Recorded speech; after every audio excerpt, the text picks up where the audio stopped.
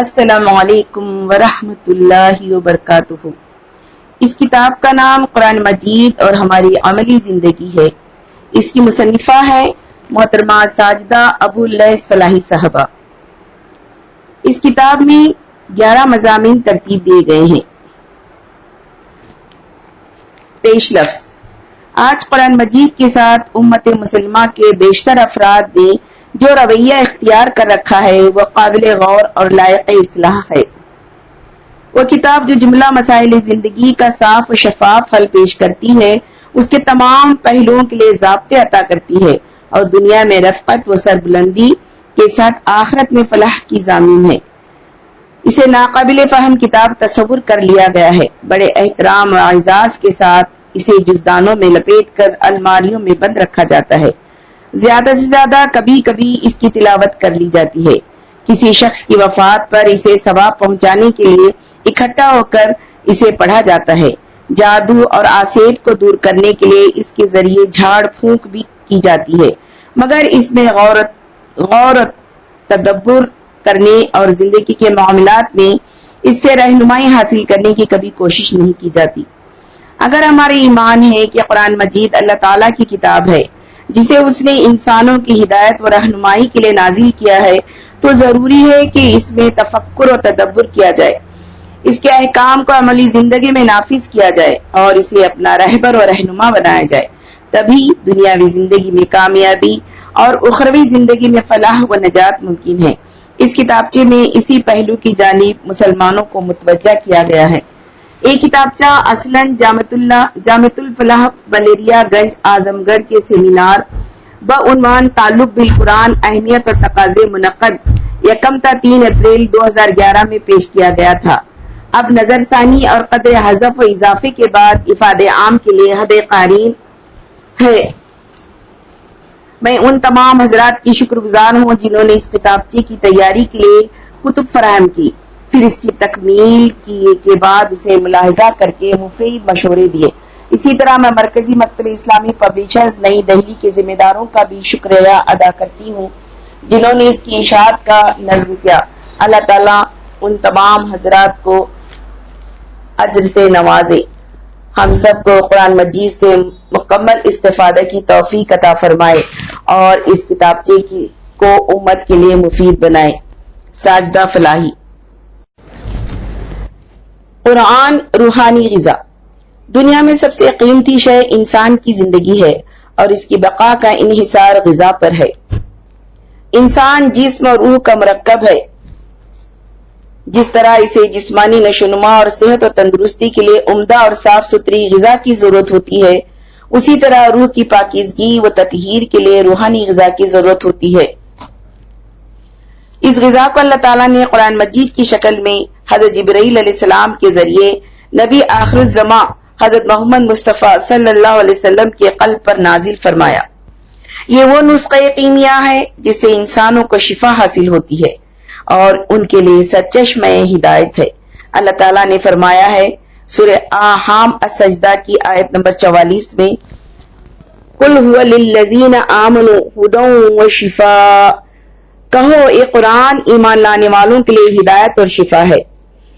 اللہ تعالیٰ نے جہاں اس کائنات کی تخلیق کرنے کے ساتھ اس میں انسانی ضروریات کی تکمیل کا سامان کیا، وہیں اسے اس کی زندگی کی اصل غرض و غایت اور صحیح طریقہ حیات سے بھی روشناس کرایا۔ مزید برآں سفر حیات کی آخری منزل اور اس کی کامیابی کی شکلیں بھی اس پر واضح کر دیں اور اس کے لیے نبوت و رسالت و آسمانی کتابوں کا سلسلہ جاری کیا، جس کا وعدہ اس نے انسان کو اس سرزمین پر آباد کرنے سے پہلے ہی کر لیا تھا۔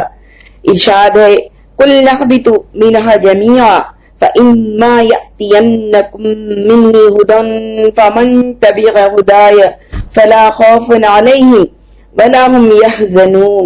سورۃ البقرہ 38۔ ہم نے کہا کہ تم سب یہاں سے اتر جاؤ، پھر جو میری طرف سے کوئی ہدایت تمہارے پاس پہنچے تو جو لوگ میری اس ہدایت کی پیروی کریں گے ان کے لیے کسی خوف اور رنج کا موقع نہیں ہوگا۔ حفاظت قرآن۔ اگرچہ آسمانی کتابوں کی شکل میں اللہ کی ہدایت کا نزول برابر ہوتا رہا ہے، لیکن اس وقت قرآن مجید ہی ایک ایسی کتاب رہ گئی ہے جو بغیر کسی تغیر و تبدل کے بعینہ اسی زبان، انہی الفاظ اور اسی ترتیب کے ساتھ مسلمانوں کے پاس محفوظ ہے، جس ترتیب کے ساتھ اللہ تبارک و تعالی نے اس کا نزول فرمایا تھا، اور جس طرح نبی اکرم صلی اللہ علیہ وسلم نے اسے دوسرے انسانوں تک پہنچایا تھا، اس لیے کہ اس کی حفاظت کا اللہ تعالی نے قرآن کریم میں خود اعلان کیا ہے۔ سورۃ الحجر آیت نمبر 9 میں فرمایا گیا ہے، اِنَّا نَحْنُ نَزَّلْنَا الذِّکْرَ وَإِنَّا لَهُ لَحَافِظُونَ، یقیناً یہ قرآن ہم نے نازل کیا ہے اور ہم خود اس کی حفاظت کرنے والے ہیں۔ اس کے برعکس دوسری کتابیں خود ان اہل کتاب یہود و نصارہ کی غفلت و لاپرواہی کے سبب سے ضائع ہو گئیں، یا انہوں نے مادہ پرستی و دنیائی فائدے کے تحت اس میں رد و بدل کر ڈالا۔ قرآن حکیم نے اس کا تذکرہ ان الفاظ میں کیا ہے،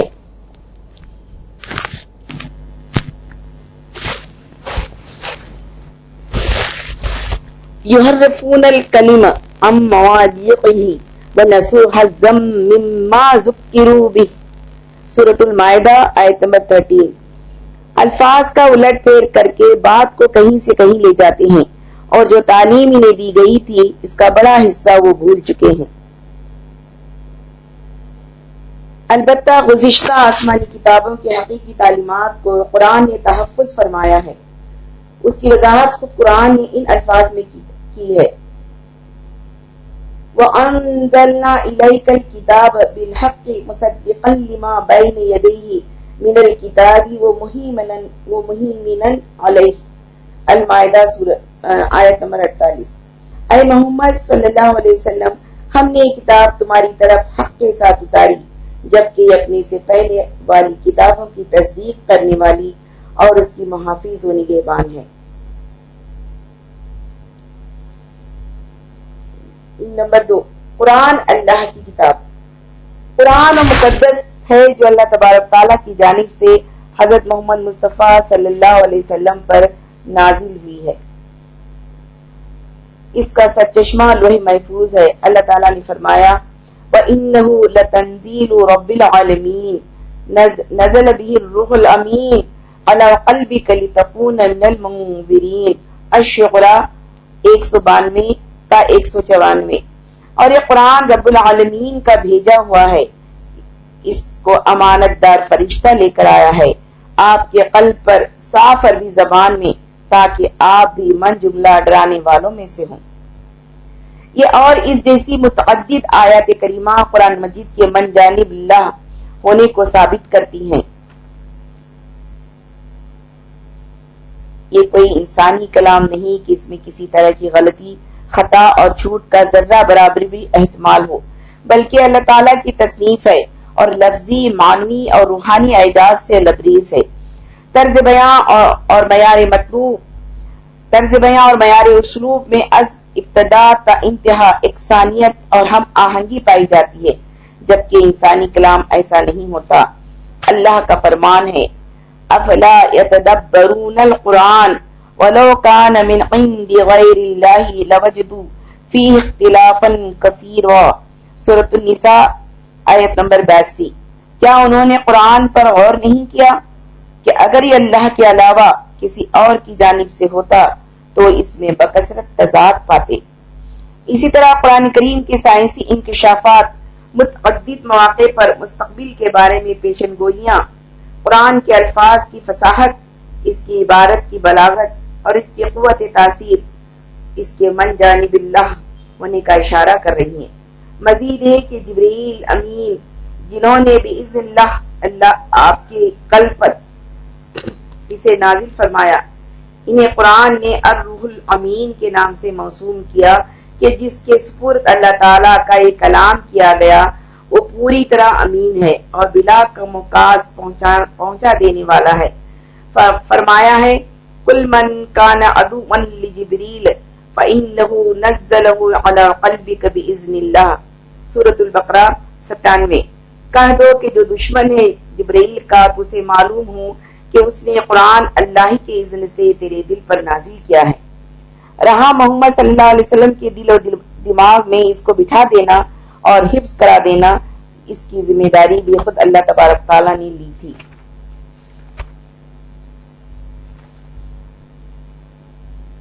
لا تحرک به لسانک لتعجل به ان علینا جمعہ والقرآن القیامہ 16 اور 17۔ اے پیغمبر، اس قرآن کو حاصل کرتے وقت اپنی زبان اس غرض سے بے تابی کے ساتھ حرکت نہ کرنے لگو کہ اسے جلدی سے سیکھ لو۔ یقین رکھو اس کا اکٹھا کر دینا اور اسے پڑھ کر تمہیں سنا دینا ہمارے ذمہ ہے۔ دوسری جگہ صراحتاً آپ صلی اللہ علیہ وسلم کو اطمینان دلایا گیا۔ سَنُقْرِئُكَ فَلَا تَنْسَى سورۃ العلیٰ 6۔ ہم تمہیں یہ قرآن اس طرح پڑھا دیں گے کہ تم اسے نہیں بھولو گے۔ یہ ارشادات ربانی قرآن مجید کے آپ صلی اللہ علیہ وسلم کے سینے میں پورے طور پر محفوظ رہنے کے قطعی ثبوت ہیں۔ اب رہا یہ کہ کہیں سے کوئی دراندازی کا اندیشہ ہو تو اس امکان کو بھی قرآن مجید نے یہ کہہ کر رد کر دیا گیا، إِنَّهُ لَكِتَابٌ عَزِيزٌ لا يأتيه الباطل من بين يديه ولا من خلفه۔ ہاں سجدہ 41 اور 42۔ یقیناً یہ ایک زبردست کتاب ہے، باطل نہ اس کے آگے سے اس میں راہ پا سکتا ہے نہ اس کے پیچھے سے۔ خلاصہ یہ کہ قرآن 114 صورتوں اور 6666 آیات پر مشتمل ہے۔ اس کی 86 صورتیں مکہ میں اور 28 صورتیں مدینہ میں نازل ہوئی ہیں۔ پورا قرآن قطعی ثبوت ہے اور نبی اکرم صلی اللہ علیہ وسلم کی جمع و ترتیب کے مطابق بغیر کسی تحریف و تبدیل کے تواتر ہم تک پہنچا ہے اور آج بھی اپنی اسی شکل میں محفوظ ہے۔ قرآن کا مقصد نزول۔ قرآن مجید کی متعدد صفات جو بذات خود اللہ تبارک و تعالیٰ نے قرآن کریم میں بیان کر دی ہیں، اس کے مقصد نزول کو واضح کر رہی ہیں۔ قرآن ذکر ہے، یاد دہانی ہے، نور ہے، روح ہے، بشیر ہے، نذیر ہے، انتباہ ہے، بصائر ہے، شفا اور رحمت ہے، کتاب مبین ہے، ہدایت ہے، مفصل ہے، فرقان اور میزان عدل ہے۔ مزید اللہ تعالیٰ نے اس کا مقصد نزول اس آیت کریمہ میں بیان کیا ہے۔ الف لام را کتاب انزلناہ الیک لتخرج الناس من الظلمات الی النور باذن ربہم الی صراط العزیز الحمید۔ سورہ ابراہیم آیت نمبر 1۔ الف لام را، اے محمد یہ ایک کتاب ہے جس کو ہم نے تمہاری طرف نازل کیا ہے تاکہ تم لوگوں کو تاریکیوں سے نکال کر روشنی میں لاؤ ان کے رب کی توفیق سے، اس خدا کے راستے پر جو زبردست اور اپنی ذات میں آپ محمود ہے۔ چونکہ اللہ تعالیٰ نے انسان کی ہدایت و رہنمائی اور اس کے لیے صحیح سمت سفر کا تعین اپنے ذمہ لیا ہے، اس لیے صحیح راستے کی معرفت ہو جانے کے بعد عقل و شعور کے ساتھ ہدایت کی راہ اختیار کر لینے میں ہی انسانیت کی فلاح و بہبود ہے۔ قرآن مجید اسی مقصد کے تحت اللہ کا پیغام لے کر نازل ہوا ہے۔ فرمایا ھذا بلیغ للناس، سورہ ابراہیم 52۔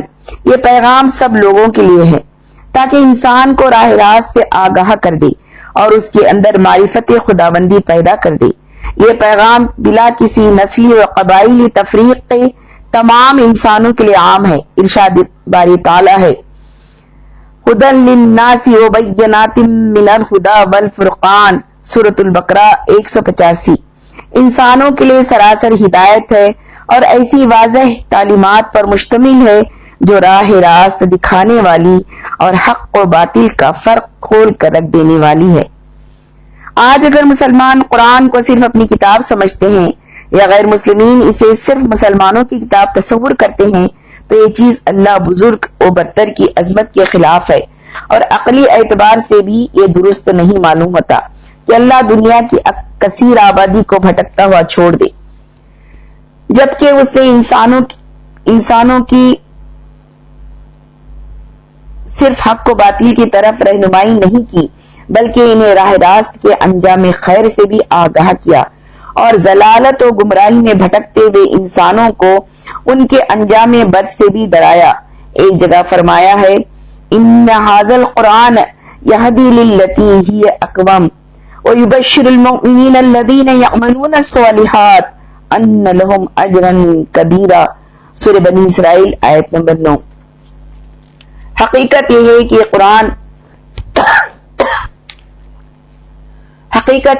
قرآن وہ راہ دکھاتا ہے جو بالکل سیدھی ہے. جو لوگ اسے مان کر بھلے کام کرنے لگے انہیں بشارت دیتا ہے کہ ان کے لیے بڑا اجر ہے.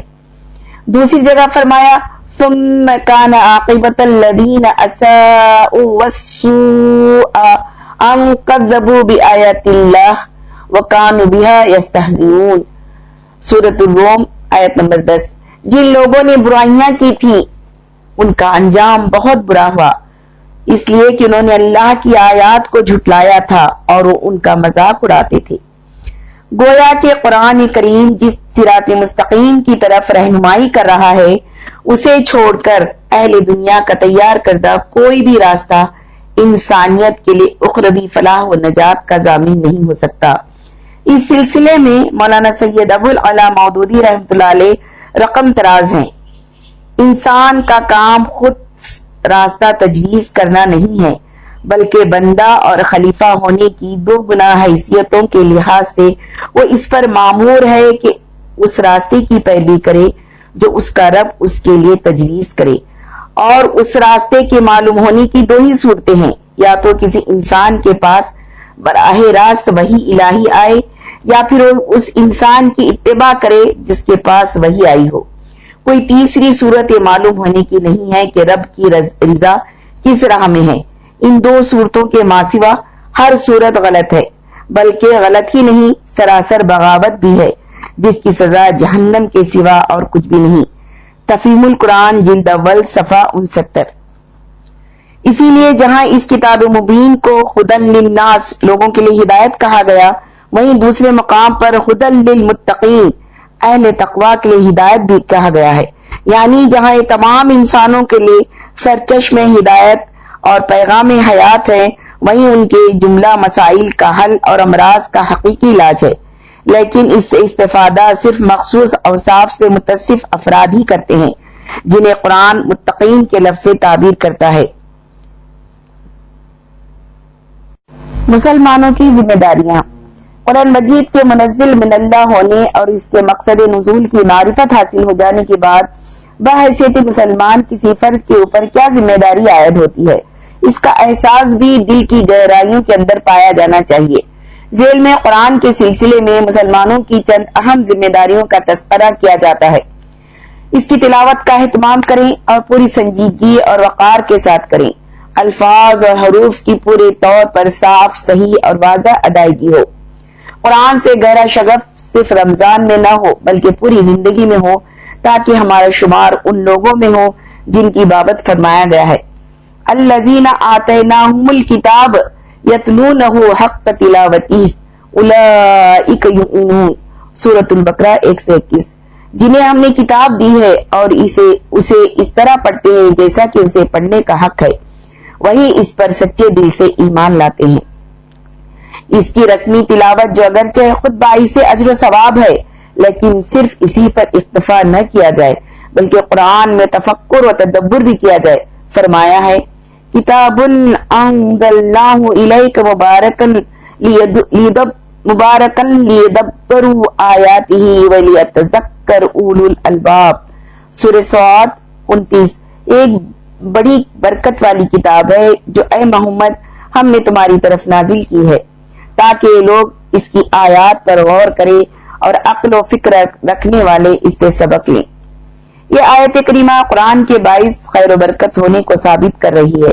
اس کی ہدایت زندگی کے ہر پہلو میں برکت عطا کرے گی بشرط ایک اس کے احکام و ہدایات کو روزمرہ کی زندگی میں روب عمل لایا جائے اور اس کی آیات پر غور و خوض کر کے اس کی رہنمائیوں سے زندگی کے ہر گوشے میں مستفید ہونے کی کوشش کی جائے. اس کے برعکس قرآن ان لوگوں سے شاکی ہے جو اس پر غور و خوض نہیں کرتے اور اس کی تعلیمات سے انحراف کرتے ہیں. سورہ محمد آیت 24 میں فرمایا ہے افلا یتدبرون القرآن ام علی قلوب اقفالها. کیا ان لوگوں نے قرآن پر غور نہیں کیا یا ان کے دلوں پر کفل چڑھے ہوئے ہیں. آیت قرآنی کے ذریعے حق و باطل ہدایت و ضلالت خیر و شر اور عدل و ظلم کے فرق کو سمجھے. اللہ تبارک و تعالیٰ کی پسند و ناپسند اور جائز و ناجائز کو معلوم کریں، اس کے اوامر و نواہی کا پتہ لگائیں اور ان کاموں کو انجام دیں جن کے ذریعے اللہ کی رضا حاصل کر سکیں اور اس کے انعامات کے مستحق قرار پائیں، اور ان کاموں سے اجتناب کریں جن پر اللہ تعالیٰ کا غضب بھڑکے اور اس کا عذاب و عذاب نازل ہو۔ قرآن مجید کے افہام و تفہیم اور درس کی مجلسیں قائم کریں۔ اہل خانہ کے ساتھ قرآن فہمی کا ہفتہ واری یا سہ روزہ مجلسوں کا اہتمام ہو۔ بچوں کو بچپن ہی سے ترجمہ قرآن پڑھنے کا عادی بنایا جائے۔ مساجد میں بھی یومیہ چند آیات کے درس کا التزام کیا جائے۔ قرآن کی تعلیم کو عام کرنے کے لیے جمعہ اور عیدین کی نمازوں میں خواتین کی شرکت کو یقینی بنایا جائے۔ نبی صلی اللہ علیہ وسلم کا فرمان ہے، خیرکم من تعلم القرآن وعلمہ، بخاری، تم میں سب سے بہتر وہ ہے جو قرآن کو سیکھے اور سکھائے۔ اللہ تعالیٰ کی اس اعلیٰ و عرفہ بے مثل نعمت کی قدر کریں اور شکر گزاری کا احساس پیدا کریں۔ یہ بلا امتیاز تمام انسانوں کے سفر حیات کے لیے مشعل راہ ہے۔ اسے ہدی للناس کہا گیا ہے، اس لیے اس ہدایت کو تمام انسانوں تک پہنچائیں۔ ضلالت کی تاریکی میں بھٹکنے والوں کو اس کے ذریعے سیدھا راستہ دکھائیں۔ قرآن مجید ان کے پاس اللہ کی امانت ہے اور اس کی حیثیت بندوں کے پاس اللہ کی پیغام کی ہے۔ اس پیغام کو بلا کسی تفریق کے غیر مسلمین تک پہنچایا جائے تاکہ اللہ کا دین ان کے درمیان متعارف ہو جائے۔ اللہ تعالیٰ نے فرمایا، وَأُوحِيَ إِلَيَّ هَذَا الْقُرْآنُ لِأُنذِرَكُم بِهِ وَمَن بَلَغَ، سورۃ الانعام 19۔ اور یہ قرآن میری طرف بذریعہ وحی بھیجا گیا ہے تاکہ تمہیں اور جس کو یہ پہنچے سب کو متنبہ کر دوں۔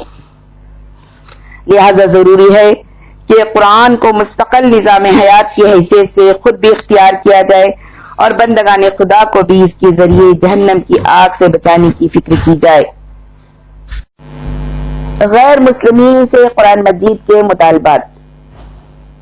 قرآن مجید کے اس دعوے سے ہم واقف ہیں کہ وہ تمام نوع انسانی کی ہدایت کے لیے آیا ہے، اور جو ضابطۂ حیات لے کر آیا ہے وہ جملہ انسانیت کے لیے ہے اور اسی میں ان کی فلاح و بہبود ہے۔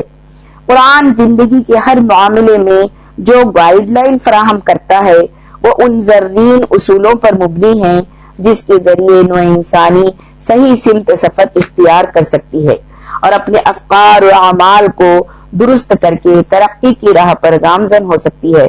فرمایا ہے سورہ آل عمران آیت نمبر 73 میں، قل ان الہدی ہدی اللہ، کہہ دو کہ اصل میں ہدایت تو اللہ کی ہدایت ہے۔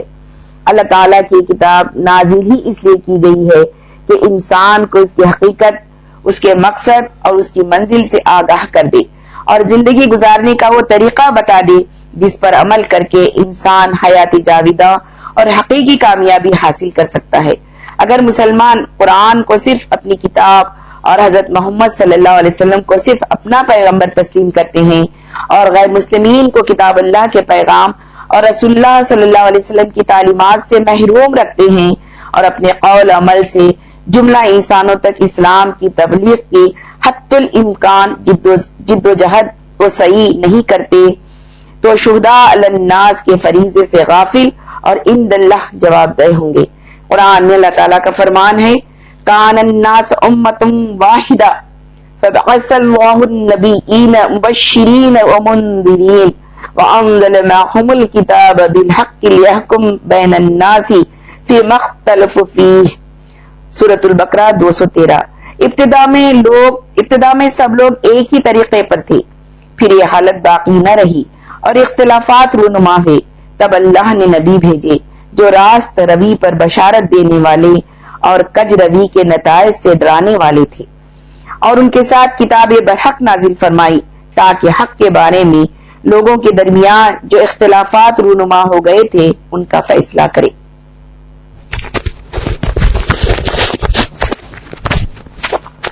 ابتدا میں تمام لوگ ایک ہی امت تھے، بعد میں جب ان کے درمیان اختلافات رونما ہوئے تو اللہ نے کتابوں کے ساتھ انبیاء کرام کو مبعوث فرمایا اور جملہ انسانوں کو ایک ہی ہدایت اور ایک ہی دین کا پابند بنایا۔ نزول قرآن سے پہلے جو آسمانی کتابیں نازل ہوئیں وہ بھی تمام انسانوں کے لیے ہدایت بن کر آئیں۔ البتہ تورات و انجیل اور دیگر آسمانی کتابیں اہل کتاب کی غفلت سے ضائع یا محرف ہو چکی ہیں، سوائے ان تعلیمات کے جن کے کچھ اجزاء تورات و انجیل میں بکھرے پڑے ہیں اور جن کو خود قرآن نے تحفظ عطا کیا ہے۔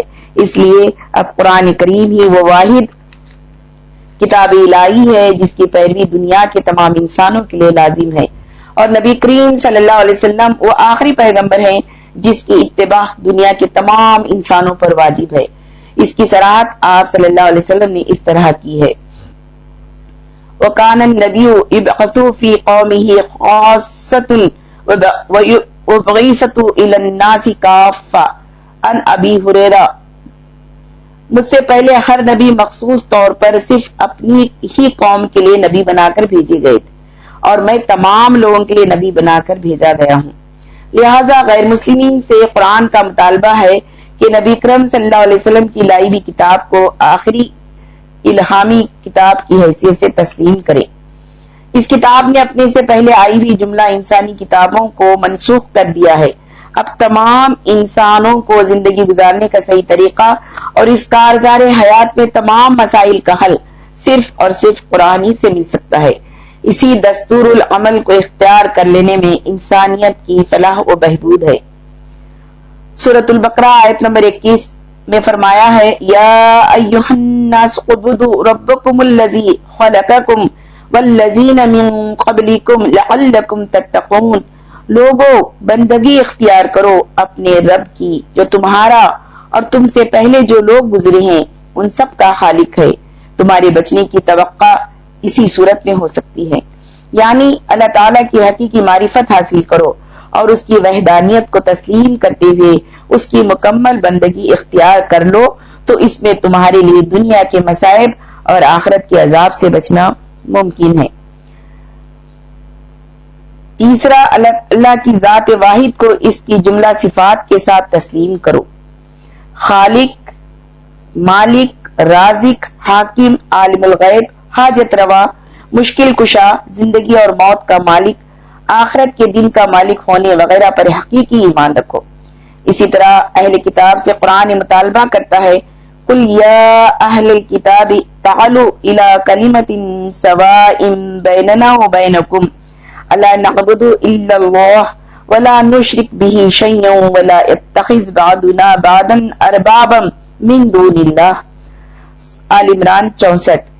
کہہ دو اے اہل کتاب، آؤ ایک ایسی بات کی طرف جو ہمارے اور تمہارے درمیان یکساں ہے، یہ کہ اللہ تعالیٰ کے سوا کسی کی بندگی نہ کریں، اس کے ساتھ کسی کو شریک نہ ٹھہرائیں، اور ہم میں سے کوئی اللہ کے سوا کسی کو رب نہ مانے۔ اس آیت میں اہل کتاب سے ایک ایسے عقیدے پر ایمان لانے کا مطالبہ کیا گیا ہے جس کی تعلیم ان کی اپنی مقدس کتاب میں بھی موجود ہے کہ بلا شرکت غیر اللہ تعالیٰ کی بندگی پر اتفاق کر لیا جائے اور احبار و رہبان اور فقہا کی ربوبیت سے دستبردار ہو جایا جائے۔ اسی بات کا خلاصہ قرآن کریم کی اس چھوٹی سی سورے میں پیش کر دیا گیا ہے: والعصر ان الانسان لفی خسر الا الذین آمنوا وعملوا الصالحات وتواصوا بالحق وتواصوا بالصبر۔ سورۃ العصر 1-3۔ زمانے کی قسم، انسان در حقیقت خسارے میں ہے سوائے ان لوگوں کے جو ایمان لائے اور نیک اعمال کرتے رہے اور ایک دوسرے کو حق کی نصیحت اور ایک دوسرے کو صبر کی تلقین کرتے رہے۔ ہماری عملی زندگی۔ قرآن مجید کے اس مختصر تعارف اور مطالبات کے بعد ہم اب تجزیہ کرنا چاہتے ہیں کہ ہماری عملی زندگی کیسی ہے اور ہمارے اعمال قرآن کے کس قدر اور کس حد تک دور ہیں اور اس کے کیا نتائج سامنے آ رہے ہیں۔ انسان کے اندر مختلف قسم کے احساسات و ارادے پروان چڑھتے ہیں۔ ان خواہشات و احساسات اور ارادوں کے ظہور کا نام عمل ہے۔ انسان کے دل میں خیال یا خواہش پیدا ہوتی ہے جو قلب کی تحریک سے ارادے کی صورت اختیار کر لیتی ہے، اور یہی ارادہ جب بالفعل ظاہر ہوتا ہے تو اس پر عمل کا اطلاق ہوتا ہے۔ گویا انسان کے دل میں اٹھنے والے اچھے یا برے خیالات اس کے لیے عمل کا محرک بنتے ہیں۔ قلب ارادوں کا سرچشمہ ہے اور اعمال اس کی عکاسی کرتے ہیں۔ اسی لیے آپ صلی اللہ علیہ وسلم نے فرمایا: الا ان فی الجسد مدغۃ اذا صلحت صلح الجسد كله واذا فسدت فسد الجسد كله الا وهي القلب. بخاری و مسلم. سن لو، بے شک جسم میں ایک ٹکڑا ایسا ہے جو درست رہتا ہے تو پورا جسم درست رہتا ہے، اور جب وہ خراب ہو جاتا ہے تو پورا جسم خراب ہو جاتا ہے. سن لو، وہ دل ہے. اس حدیث سے معلوم ہوتا ہے کہ دل کی درستگی یا بگاڑ پر پورے جسم کی اصلاح فساد کا انحصار ہے. معنوی طور سے بھی قلب کی صلاح و فساد کے اثرات انسان کے اعمال پر پڑتے ہیں. نبی کریم صلی اللہ علیہ وسلم نے فرمایا، دل کو بھی اسی طرح زنگ لگ جاتا ہے جیسے لوہے کو پانی سے زنگ لگتا ہے. پوچھا گیا، دلوں کے زنگ کو دور کرنے والی کیا چیز ہے؟ آپ صلی اللہ علیہ وسلم نے فرمایا، دل کا زنگ اس طرح دور ہوتا ہے کہ آدمی موت کو کثرت سے یاد کرے اور قرآن کی تلاوت کرے. مشکوات ابن عمر. گویا دلوں کا زنگ غلط افکار و اعمال کی طرف لے جا سکتا ہے، لہذا تلاوت قرآن اور فہم قرآن انسان کی رہنمائی نیک افکار و خیالات اور اچھے اعمال کی طرف کریں گے، اور موت کا ذکر اس کو مہلت عمل کی قدر و قیمت کی طرف متوجہ کرے گا. عمل کی قسمیں. قرآن مجید انسان کے اعمال کو دو حصوں میں تقسیم کرتا ہے. نمبر 1 عمل صالح یعنی نیک عمل. نمبر 2 عمل غیر صالح یعنی برا عمل. اللہ تعالیٰ کا فرمان ہے، الذی خلق الموت والحیات لیبلوکم ایکم احسن عملا. سورۃ الملک آیت نمبر 2. وہی ہے جس نے موت اور زندگی پیدا کی تاکہ وہ تم کو آزمائے کہ تم میں سے کون عمل کے اعتبار سے زیادہ بہتر ہے. یہ آیت کریمہ واضح کر رہی ہے کہ خالق کائنات نے انسان کو اس کائنات میں بسا کر انہیں عمل صالح اور عمل غیر صالح کرنے کی قدرت تو عطا کی ہے، لیکن اسے آزادی دے کر آزمائش کے لیے چھوڑ دیا گیا ہے کہ وہ زندگی جیسی عظیم نعمت کو کس طرح کے اعمال میں صرف کرتا ہے، جن پر اسے موت کے بعد دار الجزا میں بدلہ دیا جائے گا. لہذا اس دن کے امتحان و آزمائش میں کامیاب ہونے کے لیے ضروری ہے کہ انسان کو یہ معلوم ہو کہ ممتحن کے نزدیک عمل صالح کیا ہے اور عمل غیر صالح کیا ہے. ارشاد باری تعالیٰ ہے، سورہ آل عمران 104، وَلَتَكُن مِّنكُمْ أُمَّةٌ يَدْعُونَ إِلَى الْخَيْرِ وَيَأْمُرُونَ بِالْمَعْرُوفِ وَيَنْهَوْنَ عَنِ الْمُنكَرِ وَأُولَئِكَ هُمُ الْمُفْلِحُونَ. تم میں ایک گروہ ایسا ضرور ہونا چاہیے جو نیکی کا حکم دے اور بھلائی کی دعوت دے اور برائی سے روکے. یہی لوگ در حقیقت فلاح پانے والے ہیں. اس آیات میں دو الفاظ استعمال ہوئے ہیں، معروف اور منکر. معروف سے مراد اعمال صالح ہیں، یعنی وہ تمام بھلے کام جو اللہ کے نزدیک پسندیدہ ہیں اور خود انسانوں کے درمیان بھی لائق مدح و ستائش ہے. وہ اعمال جو دل و دماغ کو سننے، سوچنے اور سمجھنے میں بھلے لگے، جو خود اپنے نفس کو اور دیگر افراد کو فائدہ پہنچانے والے یا ضرر سے بچانے والے ہوں، یا کم از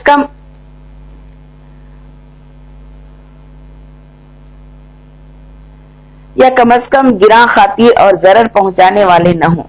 مثال کے طور پر اللہ وحدہ کی عبادت و بندگی، والدین کی خدمت اور اطاعت و فرمانبرداری، یتیموں، بیواؤں اور حاجت مندوں کی دستگیری، انفاق، ایثار اور قربانی کا جذبہ، خلق خدا سے محبت، اعزاء و اقرباء کے حقوق کی ادائیگی، ایفائے عہد اور ادائے امانت، اعلیٰ اخلاق و کردار، دعوت اللہ وغیرہ دیگر بہت سے امور جو دنیاوی کامیابی کے ساتھ اخروی کامیابی کی ضمانت دیتے ہیں، اعمال صالح کہلاتے ہیں.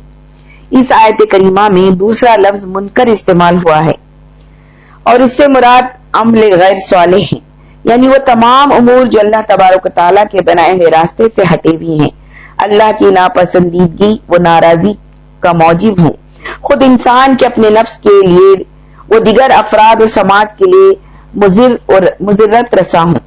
ان کا مقصود اللہ کی رضا و خوشنودی کے بجائے ہوائے نفس کی اتباع ہو. جن کاموں میں اللہ کے احکام و مرضیات سے سرتابی کا ادنا سا عنصر بھی شامل ہو، وہ سب اعمال غیر صالح یا منکرات ہیں.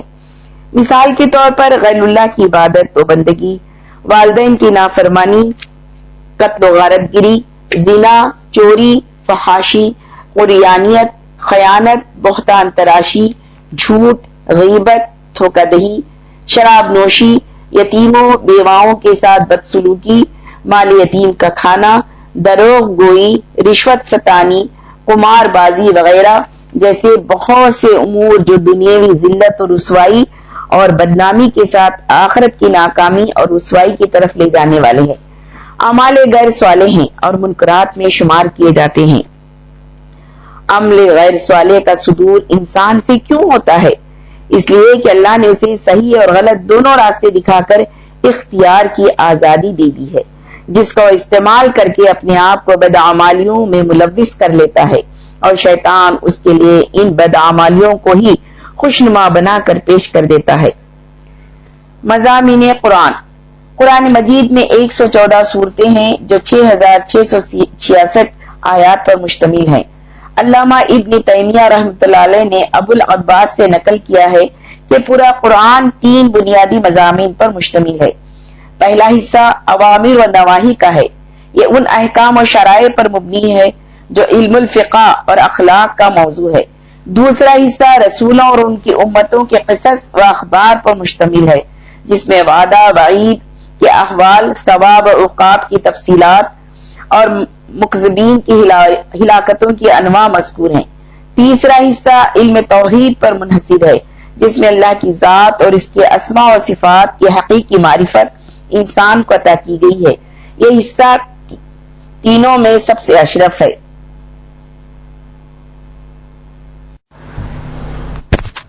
اجزائے ایمان۔ علم توحید جو 100 مکی صورتوں میں بالخصوص نمایاں ہے، پورے قرآن کا لب لباب ہے، اور اسی کا تیقن جسے تصدیق بالقلب سے موسوم کیا گیا ہے انسان کو ایمان میں داخل کرتا ہے، لیکن اس کے لیے صرف دل کا ایمان کافی نہیں، بلکہ اس کے ساتھ اقرار باللسان اور عمل بالارکان بھی تکمیل ایمان کے لیے لازمی شرائط ہیں۔ تصدیق بالقلب کی دلیل اللہ کا یہ فرمان ہے، انما المؤمنون الذین آمنوا باللہ ورسولہ ثم لم یرتابوا، سورہ حجرات 15۔ حقیقت میں تو مومن وہ ہیں جو اللہ اور اس کے رسول پر ایمان لائے پھر انہوں نے کوئی شک نہ کیا۔ اسی طرح وہ اقرار باللسان جو در حقیقت تصدیق بالقلب کی شہادت ہے، اس کی بابت فرمایا، وَإِذَا سَمِعُوا مَا أُنزِلَ إِلَى الرَّسُولِ تَرَىٰ أَعْيُنُهُمْ تَفِيضُ مِنَ الدَّمْعِ مِمَّا عَرَفُوا مِنَ الْحَقِّ يَقُولُونَ رَبَّنَا آمَنَّا فَاكْتُبْنَا مَعَ الشَّاهِدِينَ، سورۃ المائدہ 83۔ جب انہوں نے اس کلام کو سنا جو رسول اللہ کی طرف سے نازل کیا گیا ہے تو تم نے دیکھا معرفت حق کے نتیجے میں ان کی آنکھیں اشک بار ہو گئی اور وہ کہہ اٹھے، اے ہمارے رب، ہم ایمان لائے، ہمارا نام حق کے گواہوں میں لکھ لیجئے۔ یعنی زبان دل کی ترجمان ہے۔ مومن کے دل میں جب اللہ وحدہ کا یقین پیدا ہو گیا اور رسول کی رسالت اور قرآن کریم کی حقانیت اس کے دل میں سما گئی تو معرفت حق سے اس کی آنکھوں سے آنسو جاری ہو گئے اور زبان پر بے اختیار کلمہ توحید جاری ہو گیا۔ لیکن ایک مسلم حقیقت ہے کہ تصدیق قلب کے باوجود انسان اقرار باللسان کے بغیر مومن نہیں ہو سکتا، اس لیے کہ دل کی کیفیت کا علم صرف اللہ کو ہے۔ اظہار ایمان کے لیے اقرار باللسان بھی ضروری ہے، تاہم قلب کی تصدیق کے بغیر بھی ایمان کا زبانی دعویٰ ممکن ہے، جیسا کہ آیت کریمہ نے واضح کیا ہے، وَمِنَ النَّاسِ مَن يَقُولُ آمَنَّا بِاللَّهِ وَبِالْيَوْمِ الْآخِرِ وَمَا هُمْ بِمُؤْمِنِينَ، سورۃ بقرہ 8۔ بعض لوگ ایسے بھی ہیں جو کہتے ہیں کہ ہم اللہ پر اور آخرت کے دن پر ایمان لائے، حالانکہ وہ در حقیقت مومن نہیں ہے۔ لہذا تکمیل ایمان کی تیسری اور لازمی شرط عمل بالارکان ہے، جو قلب کی تصدیق اور زبان کے اقرار کے بعد ایمان کی شہادت کے طور پر افعال کی صورت میں صادر ہوتے ہیں۔ اگر اعمال صالح معدوم ہے تو ایمان ناقص ہے، اس کی طرف قرآن کریم میں بھی اشارہ کیا گیا ہے۔ الیہ یصعد الکلم الطیب والعمل الصالح یرفعہ، سورہ فاتر 10۔ کلمہ طیبہ اسی کی طرف صعود کرتا ہے اور عمل صالح اس کو جلا بخشتا ہے۔ اس لیے قرآن نے ایمان اور عمل صالح کو لازم و ملزوم قرار دیا ہے، اور روز آخرت کی بیش بہا اعلیٰ و ارفع نعمتوں کے حصول کے لیے ایمان کے ساتھ عمل صالح کو لازم قرار دیا ہے۔ قرآن میں بہت سے مقامات پر ان الذین آمنوا کے بعد وعملوا الصالحات کے الفاظ آئے ہیں۔ اس سے اس کی ضرورت و اہمیت واضح ہوتی ہے۔ ایک جگہ ہے الذین آمنوا وعملوا الصالحات طوبی لہم وحسن مآب، سورہ رعد 29۔ جو لوگ ایمان لائے اور نیک عمل کیے ان کے لیے خوشحالیاں ہیں اور بہت اچھا ٹھکانہ۔ دوسری جگہ فرمایا ہے لقد خلقنا الانسان فی احسن تقویم ثم رددناه اسفل السافلین الا الذین آمنوا وعملوا الصالحات فلہم اجر غیر ممنون، سورہ 3 4-6۔ ہم نے انسان کو بہترین ساخت پر پیدا کیا، پھر اسے الٹا پھیر کر ہم نے سب نیچوں سے نیچے کر دیا سوائے ان لوگوں کے جو ایمان لائے اور نیک عمل کرے، سوائے ان لوگوں کے جو ایمان لائے اور نیک عمل کرتے رہے کہ ان کے لیے کبھی ختم نہ ہونے والا اجر ہے۔ عہد حاضر کے مسلمانوں کا رویہ۔ اجزاء ایمان کی اس مختصر تعارف و وضاحت کے بعد اگر صرف قرآن مجید کے حصے اوامر و نواہی کے تعلق سے مسلمانوں کی عملی زندگی کا جائزہ لیا جائے تو اندازہ ہوتا ہے کہ مسلمان احکام شریعہ سے کافی دور ہو گئے ہیں اور مادی منفقت کے حصول میں سرگرداں ہیں۔ اہل مغرب سے متاثر، ان کی اندھی تقلید میں سرگرم، آخرت سے بے فکر، دنیا کی رنگینیوں میں سرمست اور ایک دوسرے سے آگے بڑھ جانے کی سعی و جہد میں مصروف ہیں، جس کا سبب ایمانی کیفیت کا نقص ہے جو اعمال غیر صالح کی صورت میں ظاہر ہوتا ہے۔ اس لیے کہ اگر قلب میں ایمان مستحکم ہوتا تو اعمال صالح کے لیے اکساتا اور اعمال غیر صالح کے لیے پائے زنجیر بن جاتا۔ قرآن میں اس کی وضاحت اس طور پر کی گئی ہے الم تر کیف ضرب اللہ مثلا کلمۃ طیبۃ کشجرۃ طیبۃ اصلها ثابت وفرعها فی السماء تؤتی اکلها کل حین باذن ربها، سورہ ابراہیم 24-25۔ کیا تم نہیں دیکھتے ہو کہ اللہ نے کلمہ طیبہ کی مثال کس چیز سے دی ہے؟ اس کی مثال ایسی ہے جیسے ایک اچھی ذات کا درخت جس کی جڑ زمین میں گہری جمی ہوئی ہے اور شاخیں آسمان تک پہنچی ہوئی ہیں، ہر آن وہ اپنے رب کے حکم سے اپنے پھل دے رہا ہے۔ مولانا سید ابو العلا مودودی رحمۃ اللہ علیہ نے اس آیت کی تشریح میں لکھا ہے وہ ایسا بار آور اور نتیجہ خیز کلمہ ہے کہ جو شخص یا قوم اسے بنیاد بنا کر اپنی زندگی کا نظام تعمیر کرے، اس کو ہر آن اس کے مفید نتائج حاصل ہوتے رہتے ہیں۔ وہ فکر میں سلجھاؤ، طبیعت میں سلامت، مزاج میں اعتدال، سیرت میں مضبوطی، اخلاق میں پاکیزگی، روح میں لطافت، جسم میں طہارت و نظافت، برتاؤ میں خوشگواری، معاملات میں راست بازی، کلام میں صداقت و شعاری، قول اقرار میں پختگی، معاشرت میں حسن سلوک، تہذیب میں فضیلت، تمدن میں توازن، معیشت میں عدل و مواسات، سیاست میں دیانت، جنگ میں شرافت، صلح میں خلوص اور عہد و پیمان میں وثوق پیدا کرتا ہے۔ وہ ایک ایسا پارس ہے جس کی تاثیر اگر کوئی ٹھیک ٹھیک قبول کرے تو کندن بن جائے۔ تفہیم القرآن جلد دوم حاشیہ 36۔ اسی مفہوم کو حدیث مبارکہ میں بہت ہی چھوٹے فقرے سے واضح کر دیا گیا ہے۔ کل آمنت باللہ ثم استقم، مسلم، کہو میں اللہ پر ایمان لایا پھر اس پر جم جاؤ۔ اسی نے ان لوگوں کے سلسلے میں جن کے پاس زبانی دعوی ایمان تھا اللہ تعالیٰ نے فرمایا یا ایھا الذین آمنوا آمنو، سورہ نساء، اے ایمان لانے والو ایمان لاؤ۔ آج امت مسلمہ کی عملی صورت حال کا جائزہ لیا جائے تو ہم دیکھتے ہیں کہ اکثریت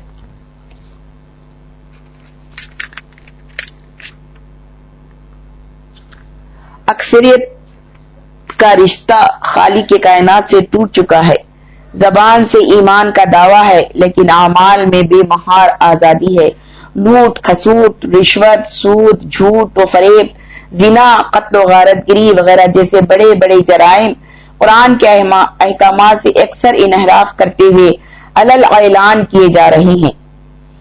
اس کے ساتھ دعوی ایمان بھی ہے اور اقرار باللسان بھی ہے. اس وقت پوری دنیا میں مسلمانوں کی جو صورتحال ہے وہ بھی قابل غور ہے. وہ امت جسے امت وسط کہا گیا ہے، جسے امامت و پیشوائی کے منصب پر فائز کیا گیا ہے، جسے دنیا کے سامنے اسلام کا نمونہ پیش کرنا تھا، جسے اسلامی نظام حیات کا عملی ثبوت پیش کر کے دنیا کو اسلام کی دعوت دینی تھی، وہ آج بحیثیت مجموعی خود اسلام سے کسی قدر دور ہوتی چلی جا رہی ہے. معاشرت ہو یا معیشت، اخلاقیات ہو یا سیاست، آج تمام میدانوں میں مسلمان قانون الہی سے دور ہو کر مغربی نظریات و قوانین کے مقلد بن گئے ہیں، جس کے نتیجے میں مختلف قسم کی اخلاقی و معاشرتی برائیاں پیدا ہوتی جا رہی ہیں. امن و سکون غائب ہو چکا ہے اور ذلت و رسوائی ان کا مقدر بن چکی ہیں.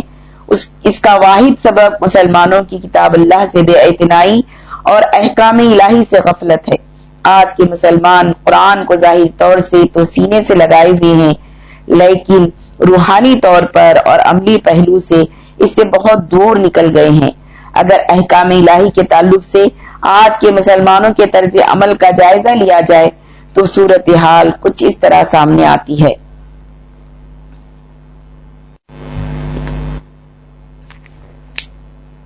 الف، معاشرت کے میدان میں.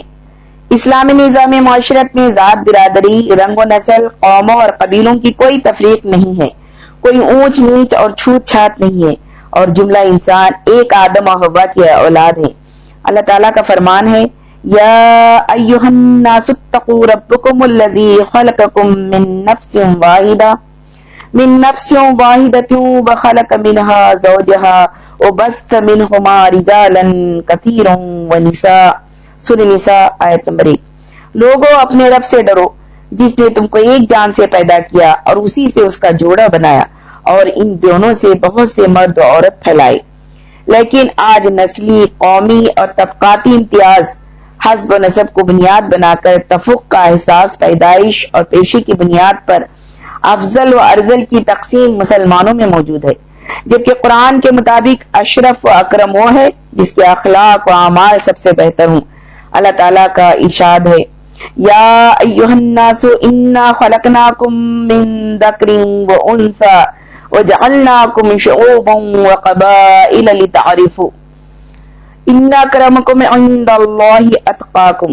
الحجرات 13. لوگو، ہم نے تم کو ایک مرد اور ایک عورت سے پیدا کیا اور پھر تمہاری قومی اور برادریاں بنائیں تاکہ تم ایک دوسرے کو پہچانو. در حقیقت اللہ کے نزدیک تم میں سب سے زیادہ عزت والا وہ ہے جو تمہاری اندر سب سے زیادہ پرہیزگار ہے. بے، عبادت کے میدان میں. اسلامی نظامی عبادت کے تحت اللہ کا فرمان ہے، وَاعْبُدُوا اللَّهَ وَلَا تُشْرِكُوا بِهِ شَيْئًا. سورہ نساء 36. اللہ کی عبادت کرو اور اس کے ساتھ کسی کو شریک نہ ٹھہراؤ. لیکن آج مسلمانوں کی اکثریت اللہ تبارک و تعالیٰ کی حقیقی اور خالص عبادت و بندگی سے غافل ہے اور مشرکانہ عقائد میں مبتلا ہو کر مزار پرستی، عرس، چڑھاوے، نذر و نیاز، پیری مریدی وغیرہ جیسے لادینی کاموں میں مصروف و مگن ہے اور اسی کو دینی کام سمجھ رہی ہے، اور جن چیزوں کو اسلام نے دین کی بنیاد بتایا ہے انہیں پسے پشت ڈال دیا ہے. رسول اللہ صلی اللہ علیہ وسلم نے فرمایا، بخاری و مسلم کی حدیث ہے، بنی الاسلام علی خمس شہادہ ان لا الہ الا اللہ واقام الصلاۃ وایتاء الزکاۃ والحج وصوم رمضان. اسلام کی بنیاد 5 چیزوں پر ہے. اس بات کی گواہی دینا کہ اللہ کے سوا کوئی معبود نہیں، نماز قائم کرنا، زکوٰۃ دینا، حج کرنا اور رمضان کے روزے رکھنا. لیکن آج مساجد میں نمازیوں کی قلت، زکوٰۃ کی ادائیگی سے ان کی پہلوتہی، حج اور صوم رمضان سے غفلت مسلمانوں کی حالت زار کا پتہ دے رہی ہے. جیم، اخلاقیات کے میدان میں. اسی طرح اسلامی نظام اخلاقیات کو سامنے رکھتے ہوئے اگر ہم افراد ملت کا جائزہ لیں تو یہاں بھی صورتحال کچھ اس سے مختلف نہیں ہے۔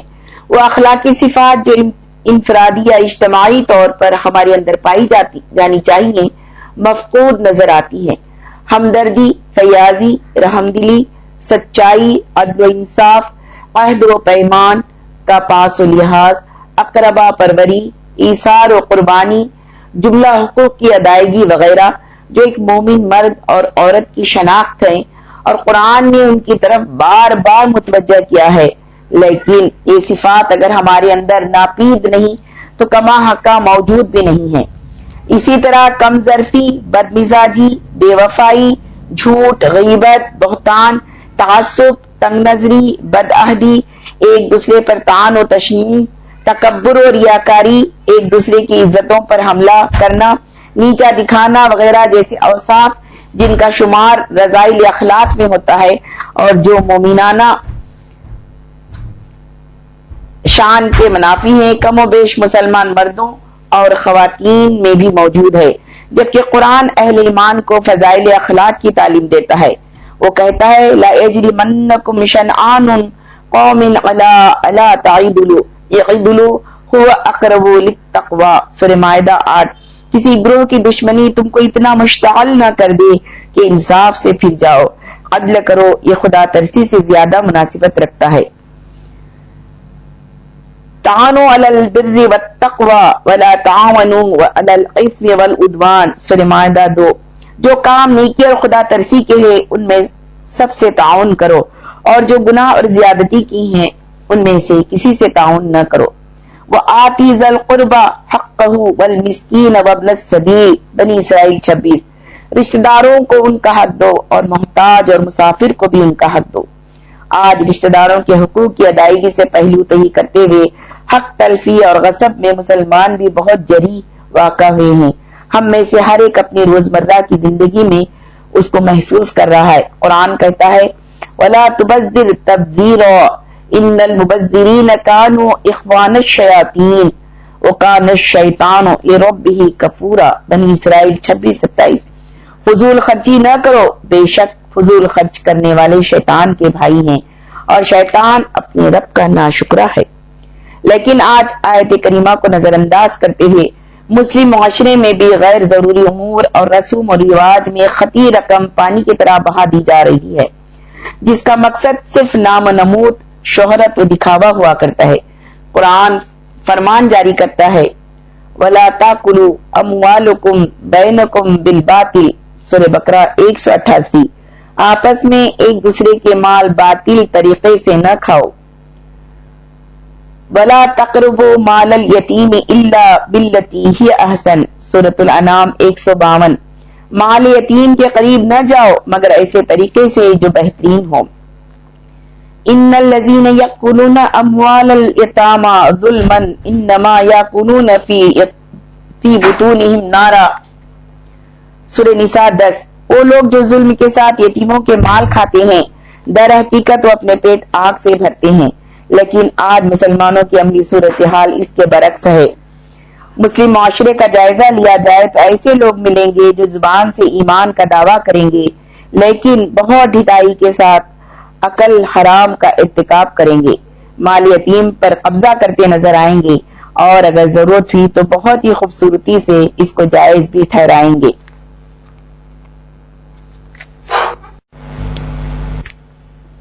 دال معیشت کے میدان میں اسلامی نظام معیشت کے تحت اگر ہم مسلمانوں کا جائزہ لیں تو یہاں بھی کسب مال کے حرام طریقے، بخل، ذخیرہ اندوزی، زر پرستی، جائز حدود سے پہلو تہی کے اثرات نظر آتے ہیں۔ قرآن نے کسب مال کے تمام باطل طریقوں کو حرام ٹھہرایا۔ چوری، دھوکہ دہی، ڈکیتی، ناپ تول میں کمی، قحبہ گری، سود و رشوت، شراب نوشی وغیرہ کے تعلق سے قرآن میں احکام موجود ہیں۔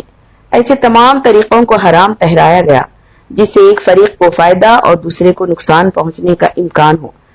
اسی طرح معاشی نظام میں فطری طور پر بلا تفریق ہر شخص پر کوشش کے مواقع کھلے ہوئے ہیں۔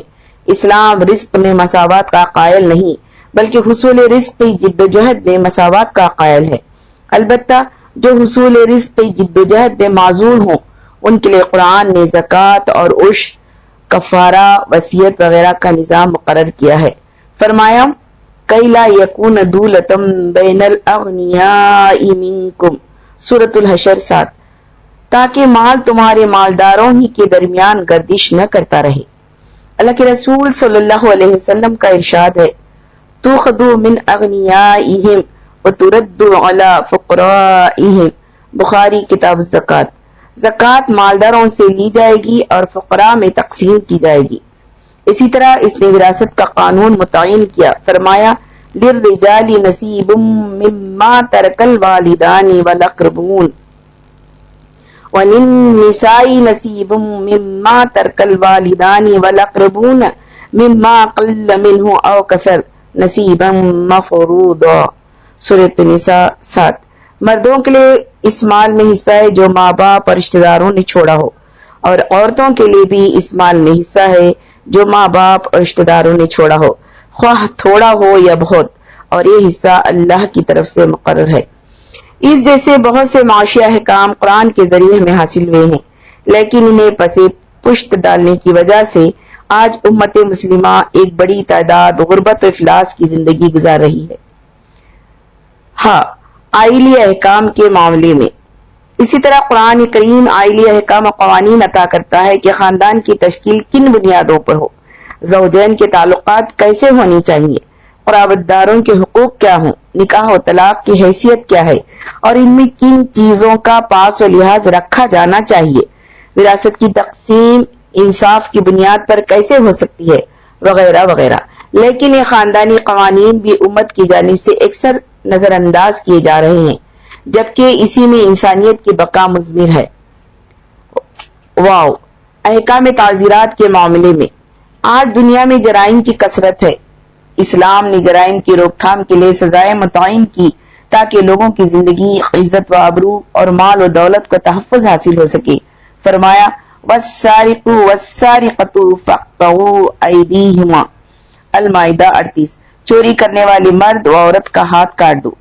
وَلَكُمْ فِي الْقِصَاصِ حَيَاةٌ يَا أُولِي الْأَلْبَابِ، سورۃ البقرہ 179۔ اے عقل والو، تمہارے لیے قصاص میں ہی زندگی ہے۔ اسی طرح حد زنا اور حد قذف کے تعلق سے فرمایا الزانیۃ والزانی فاجلدوا کل واحد منہما 100 جلدہ، النور 2۔ زانیہ عورت اور زانی مرد دونوں میں سے ہر ایک کو 100 کوڑے مارو۔ والذین یرمون المحصنات ثم لم یأتوا بأربعة شہداء فاجلدوہم 80 جلدہ، النور 4۔ اور جو لوگ پاک دامن عورتوں پر تہمت لگائیں پھر 4 گواہ لے کر نہ آئیں ان کو 80 کوڑے مارو۔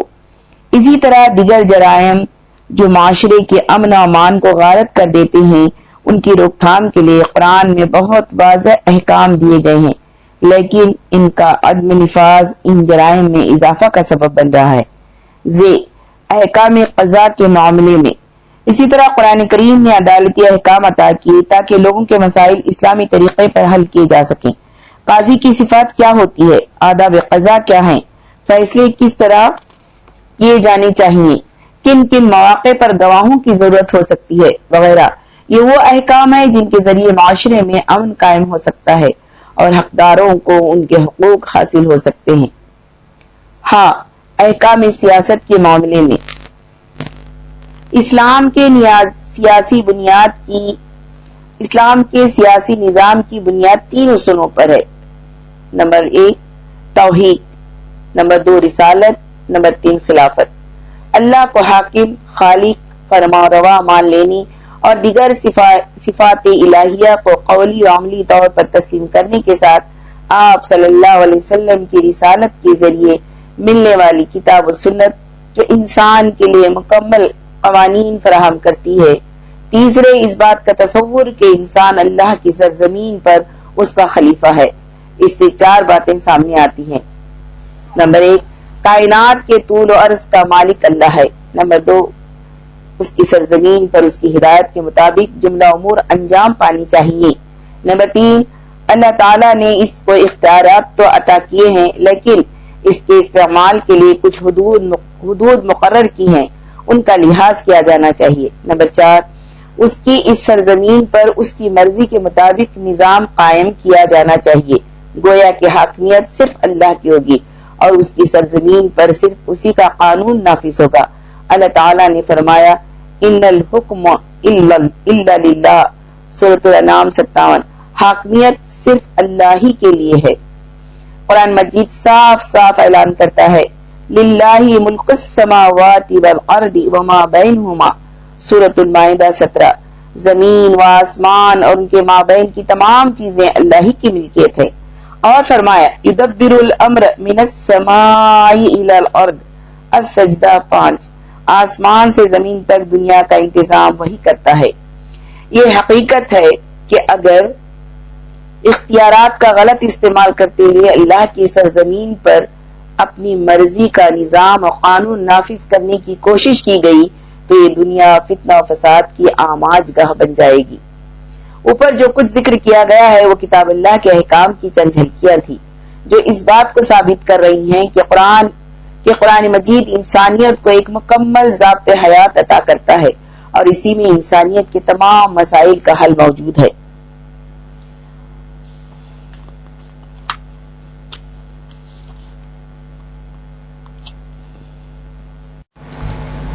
اعمال غیر صالحہ کے اثرات و نتائج۔ انسان اس دنیا کی زندگی میں جو بھی عمل کرتا ہے اس کا نتیجہ لازماً اس کے سامنے آتا ہے، جس کو ہم مکافات عمل سے تعبیر کرتے ہیں۔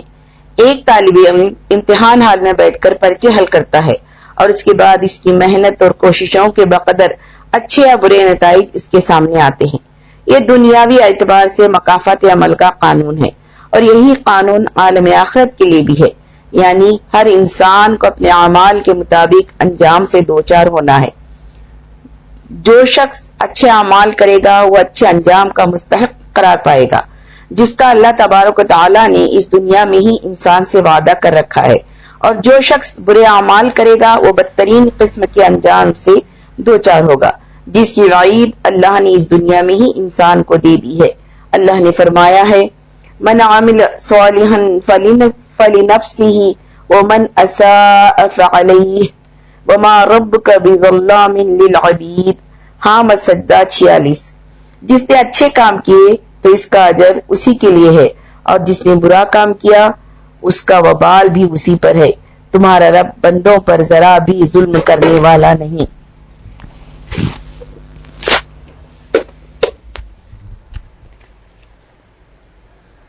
اس سلسلے میں مولانا ابوالکلام آزاد سورہ فاتحہ کی تفسیر میں رقم تراز ہیں۔ تم گیہوں بوتے ہو اور تمہارے دل میں کبھی یہ خدشہ نہیں گزرتا کہ گیہوں پیدا نہیں ہوگا۔ اگر تم سے کوئی کہے کہ ممکن ہے گیہوں کی جگہ جوار پیدا ہو جائے تو تم اسے پاگل سمجھو گے۔ کیوں؟ اس لیے کہ فطرت کے قانون مکافات کا یقین تمہارے دل میں راسخ ہو گیا ہے۔ تمہارے دل میں یہ خطرہ نہیں گزر سکتا کہ فطرت گیہوں لے کر اس کے بدلے میں جوار دے۔ اتنا ہی نہیں بلکہ تم یہ بھی نہیں مان سکتے کہ اچھے قسم کا گیہوں لے کر برے قسم کا گیہوں دے گی۔ تم جانتے ہو کہ وہ بدلہ دینے میں قطعی اور شک و شبہ سے بالاتر ہے۔ پھر بتاؤ کہ جو فطرت گیہوں کے بدلے گیہوں اور جوار کے بدلے جوار دے رہی ہے، کیوں کر ممکن ہے کہ اچھے کے بدلے اچھا اور برے کے بدلے برا نتیجہ نہ رکھتے ہو۔ ترجمان القرآن جلد اول صفحہ 215۔ اس تفصیل سے یہ بات واضح ہوتی ہے کہ دنیا انسانیت کے لیے دارالعمل ہے اور اس کے مقابلے میں آخرت دارالجزا ہے۔ اسی بات کو حدیث مبارکہ میں الدنیا مزرعۃ الآخرہ یعنی دنیا آخرت کی کھیتی کے لفظ سے تعبیر کیا گیا ہے۔ کھیتی کس قسم کی ہونی چاہیے؟ اس سلسلے کی ہدایت ابتدائے آفرینش سے انبیاء اور رسل اور آسمانی کتابوں کے ذریعے انسان کو کی گئی ہے اور اب آخری رہنما و رہبر کی شکل میں قرآن مجید اور احادیث صحیحہ رہتی دنیا تک کے لیے موجود ہے۔ اب جملہ انسانوں کی فلاح و بہبود اسی کو اختیار کر لینے میں ہے، قبل اس کے کہ وہ دن آئے جس کی سنگینی کا نقشہ ان آیات میں کھینچا گیا ہے۔ فَإِذَا جَاءَتِ الصَّاخَّةُ یوم یفر المرء من اخیہ وامہ وابیہ وصاحبتہ وبنیہ لکل امرئ منہم یومئذ شأن یغنیہ۔ سورہ عبس 33-37۔ جب کان بہرے کر دینے والی آواز بلند ہوگی، اس روز آدمی اپنے بھائی، اپنی ماں، اپنے باپ، اپنی بیوی اور اپنی اولاد سے بھاگے گا۔ ان میں سے ہر شخص پر ایسا دن آ پڑے گا کہ اس کو اپنے سوا کسی کا ہوش نہ رہے گا۔ اس دن کی کیفیت کو ان الفاظ میں بیان کیا گیا ہے: یومئذ یصدر الناس اشتاتا لیروا اعمالهم فمن يعمل مثقال ذرة خيرا يره ومن يعمل مثقال ذرة شرا يره۔ سورۃ الزلزال 6-8۔ اس دن لوگ متفرق حالت میں پلٹیں گے تاکہ ان کے اعمال ان کو دکھائے جائے، پھر جس نے ذرہ برابر نیکی کی ہوگی وہ اس کو دیکھ لے گا، اور جس نے ذرہ برابر بدی کی ہوگی وہ اس کو دیکھ لے گا۔ اور پھر اس دن کیا حال ہوگا جب میزان عدل قائم ہوگا اور لوگوں کے درمیان ٹھیک ٹھیک انصاف کر دیا جائے گا۔ وَنَضَعُ الْمَوَازِينَ الْقِسْطَ لِيَوْمِ الْقِيَامَةِ۔ سورۃ الانبیاء 47۔ قیامت کے روز ہم ٹھیک ٹھیک تولنے والے ترازو رکھ دیں گے۔ اور اس دن کیا کیفیت ہوگی جب اعلان کر دیا جائے گا: اليوم تجزون ما کنتم تعملون۔ سورۃ الجاثیہ 28۔ آج تم لوگوں کو ان اعمال کا بدلہ دیا جائے گا جو تم کرتے رہے تھے۔ جبکہ صورتحال یہ ہے کہ انسان کے اعمال کا مکمل طور سے ریکارڈ کیا جا رہا ہے، جسے وہ قیامت کے دن بذات خود دیکھ لے گا۔ اللہ تعالیٰ فرماتا ہے: وَكُلَّ إِنسَانٍ أَلْزَمْنَاهُ طَائِرَهُ فِي عُنُقِهِ وَنُخْرِجُ لَهُ يَوْمَ الْقِيَامَةِ كِتَابًا يَلْقَاهُ مَنشُورًا اقرأ كِتَابَكَ كَفَى بِنَفْسِكَ الْيَوْمَ عَلَيْكَ حَسِيبًا۔ بنی اسرائیل 13-14۔ ہم نے انسان کی برائی بھلائی کو اس کے گلے لگا دیا ہے، اور بروز قیامت ہم اس کے سامنے اس کا اعمال نامہ نکالیں گے جسے وہ اپنے اوپر کھلا ہوا پائے گا۔ خود ہی اپنی کتاب آپ پڑھ لے، آج تو آپ ہی اپنا حساب لینے کو کافی ہے۔ اف، اس دن کیا حشر ہوگا، کیا معاملہ پیش آئے گا، کس سے پکار و فریاد کی جائے گی اور کس سے مدد طلب کی جائے گی، کس کے ذریعے چھٹکارا حاصل کرنا ممکن ہو سکے گا، جبکہ صورتحال یہ ہوگی: وَاتَّقُوا يَوْمًا لَا تَجْزِي نَفْسٌ عَن نَفْسٍ شَيْئًا وَلَا يُقْبَلُ مِنْهَا شَفَاعَةٌ وَلَا يُؤْخَذُ مِنْهَا عَدْلٌ وَلَا هُمْ يُنصَرُونَ۔ سورۃ البقرہ 48۔ ڈرو اس دن سے جس دن کوئی شخص کسی کے کچھ کام نہ آ سکے گا، اور نہ کسی کی طرف سے کوئی سفارش قبول ہوگی، اور نہ رہائی کے لیے کوئی فدیہ قبول کیا جائے گا، اور نہ ان کو کہیں سے کوئی مدد ہی مل سکے گی۔ اور پھر اللہ تعالیٰ کی عدالت قائم ہوگی، لوگ سراسیمگی اور حیرت و استعجاب میں ہوں گے، اور کسی کو لب کشائی کی اجازت نہیں ہوگی سوائے اس کے کہ جو حق بات کہنے والا اور اللہ تبارک و تعالیٰ کا برگزیدہ و پسندیدہ انسان ہو۔ فرمایا: یومئذ لا تنفع الشفاعة الا من اذن له الرحمن ورضی له قولا۔ سورۃ طٰہٰ 109۔ اس دن کسی کو سفارش کی اجازت نہ ہوگی بجز اس شخص کے جس کے واسطے اللہ تعالیٰ نے اجازت دے دی ہو اور جس کی بات سننے پر وہ راضی ہو۔ اس دن مجرمین اپنے اعمال کے نتائج دیکھ کر آئین حیرت بن جائیں گے اور تعجب سے کہیں گے: ما لہذا الکتاب لا یغادر صغیرۃ ولا کبیرۃ الا احصاها ووجدوا ما عملوا حاضرا ولا یظلم ربک احدا۔ سورۃ الکہف 49۔ ہائے ہماری بدقسمتی، ایک ایسا اعمال نامہ ہے جس پر ہر چھوٹی اور بڑی بات قلم بند ہے، اور جو کچھ انہوں نے دنیا میں کیا وہ سب وہاں لکھا ہوا موجود پائیں گے، اور تمہارا رب کسی پر ذرہ برابر ظلم نہیں کرتا۔ اور پھر مجرمین کفی افسوس ملتے ہوئے کہیں گے: یا حسرتا علی ما فرطت فی جنب اللہ۔ الزمر 56۔ افسوس ان کوتاہیوں پر جو ہم نے اللہ کے بارے میں کی، آج نتائج سامنے ہیں۔ اور پھر اس دن مجرمین کے پاس کیا چارہ کار ہوگا اور کون سی جائے پناہ ہوگی، جبکہ اعلان کر دیا جائے گا: ادخلوا ابواب جہنم خالدین فیہا فبئس مثوى المتکبرین، سورۃ المومن 76۔ جہنم کے دروازوں میں داخل ہو جاؤ، ہمیشہ تم کو وہیں رہنا ہے اور بہت ہی برا ٹھکانہ ہے متکبرین کا۔ اعمال صالح اور ان کے نتائج۔ کھیتی کی دوسری قسم اس دارالعمل میں اعمال صالحہ ہیں جو دنیا میں انسانیت کو اطمینان قلب، فائز المرامی اور روحانی سکون عطا کرتے ہیں، اور آخرت میں ہر طرح کے سامان راحت اور انعام و اکرام اور عزت و سربلندی سے ہمکنار کریں گے۔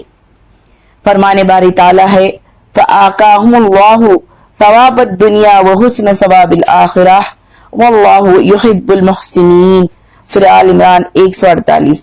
اللہ نے انہیں دنیا کا اجر دیا اور آخرت کا بہترین اجر بھی، اور اللہ نیکوکاروں کو پسند کرتا ہے۔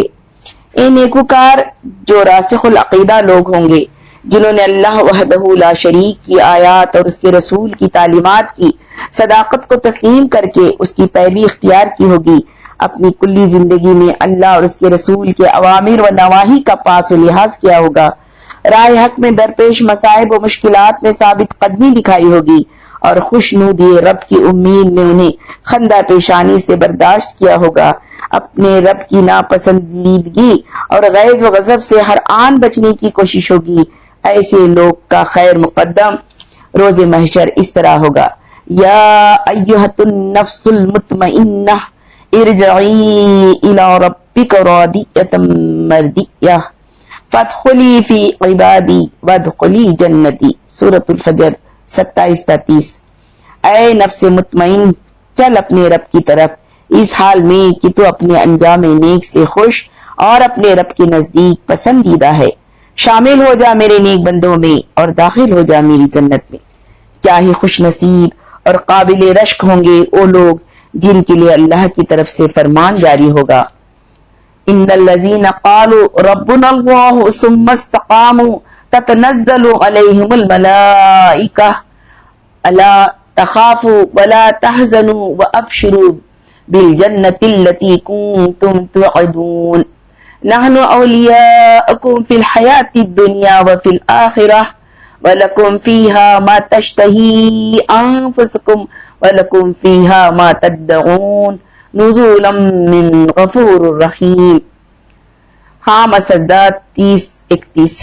جن لوگوں نے کہا کہ اللہ ہمارا رب ہے اور پھر وہ اس پر ثابت قدم رہے، یقیناً ان پر فرشتے نازل ہوتے ہیں اور فرماتے ہیں کہ نہ ڈرو نہ غم کرو اور خوش ہو جاؤ اس جنت کی بشارت سے جس کا وعدہ تم سے کیا گیا ہے، ہم اس دنیا کی زندگی میں بھی تمہارے ساتھی ہیں اور آخرت میں بھی، وہاں جو کچھ تم چاہو گے تمہیں ملے گا اور ہر چیز جس کی تم تمنا کرو گے وہ تمہاری ہوگی۔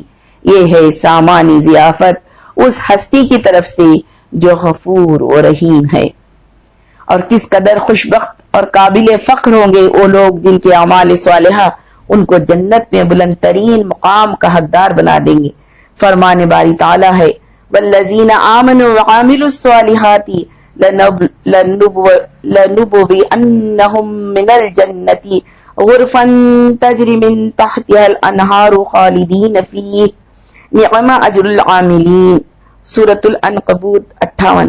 جو لوگ ایمان لائے ہیں اور جنہوں نے نیک عمل کیے ہیں ان کو ہم جنت کی بلند و بالا عمارتوں میں رکھیں گے جن کے نیچے نہریں بہتی ہوں گی، وہاں وہ ہمیشہ رہیں گے۔ عمل کرنے والوں کے لیے کیا ہی عمدہ اجر ہے۔ اور کس قدر کامیاب اور فائز المرام ہوں گے وہ لوگ جو بفضل الہی رسول اللہ صلی اللہ علیہ وسلم کی اس حدیث کے مصداق بن کر زندگی گزارتے رہے، المجاہد من جاہد نفسہ فی اطاعت اللہ، مسند احمد۔ مجاہد وہ ہے جو اللہ کی اطاعت کے لیے اپنے نفس سے جہاد کرے، یعنی وہ اہل ایمان جو خواہشات نفس کو ترک کر کے اللہ کی رضا جوئی کے لیے طلبگار رہے، اور جنہوں نے اللہ کے متعین کردہ حدود و فرائض اور اس کی حرمتوں کا پاس و لحاظ کیا، اور جو اپنے اوقات، اپنی قوت و صلاحیت، اپنے عہد و پیما اور امانتوں کی نگہبانی کرتے رہے کہ ان میں سے کوئی چیز غلط کاموں میں ضائع نہ ہو۔ ایسے لوگوں کے اللہ فرماتا ہے وَأُزْلِفَتِ الْجَنَّةُ لِلْمُتَّقِينَ غَيْرَ بَعِيدٍ هَذَا مَا تُوعَدُونَ لِكُلِّ أَوَّابٍ حَفِيظٍ من خشی الرحمن بالغیب وجاء بقلب منیب ادخلوها بسلام ذالک یوم الخلود، سورۃ القاف 41-34۔ اور جنت متقیوں کے قریب لائی جائے گی جو کچھ بھی دور نہ ہوگی۔ ارشاد ہوگا یہ ہے وہ چیز جس کا تم سے وعدہ کیا جاتا تھا ہر اس شخص کے لیے جو بہت رجوع کرنے والا اور بڑی نگہداشت کرنے والا تھا، جو بغیر دیکھے رحمان سے ڈرتا تھا اور جو دل گرویدہ لیے ہوئے آیا ہے۔ داخل ہو جاؤ جنت میں سلامتی کے ساتھ، وہ دن حیات ابدی کا دن ہوگا۔ اور بڑے ہی خوش قسمت اور قابل داد و دہش ہوں گے وہ لوگ جن کے لیے اللہ تعالیٰ کا ارشاد ہے ان المتقین فی جنات وعیون ادخلوها بسلام آمنین، سورۃ الحجر 45-46۔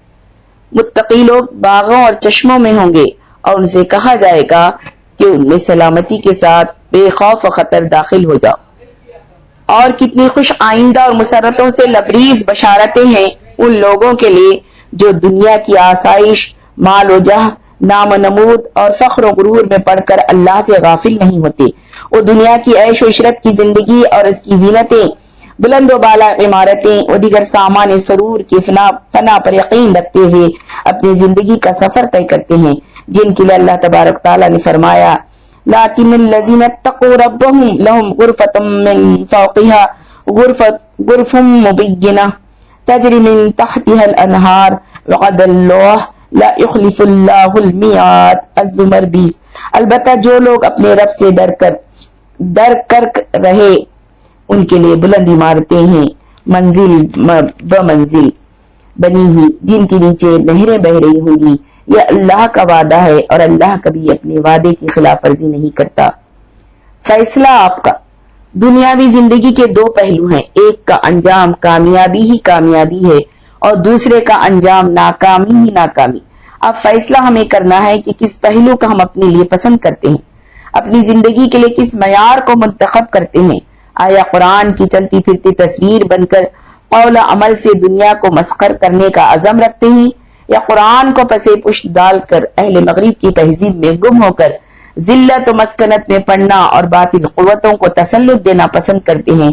اور کیا ہم نے خود کو ان لوگوں میں شامل کرنے کا تہیہ کر لیا ہے جن کے بارے میں اس آیت میں خبر دی گئی ہے؟